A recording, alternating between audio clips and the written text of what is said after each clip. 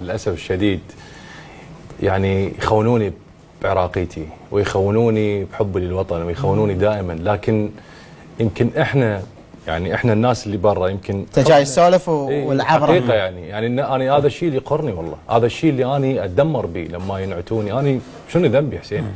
انا حب البلد اليوم، انت شاهدت بالكواليس حب البلد اليوم، شفتنا لما سجلنا الهدف الثاني. يعني هاي كلها اشياء احنا يعني هاي اشياء لان انت يعني عراقيتك فطريتك انت بداخلك هذا الشيء.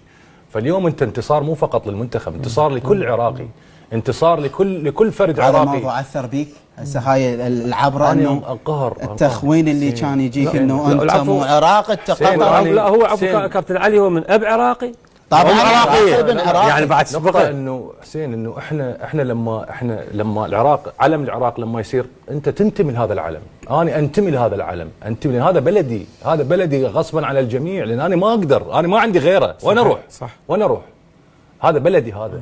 ذلك لما اشاهد اليوم منتخب بلدي يفوز بالدقائق الاخيره واشاهد فرحه يا جماعه الخير والله العظيم. شو رسالتك اللي دائما لاعبين للناس اللي تتجاوز يعني وتخونك؟ لا حسين، انا بالعكس انا كل الاحترام والتقدير وهذول الجمهور واحنا نحترمهم ونقدرهم، لكن بنفس الوقت رسالتي للاعبين يعني شوف اليوم فرحه الناس وفرحه الجماهير، مو فقط الذكور فقط،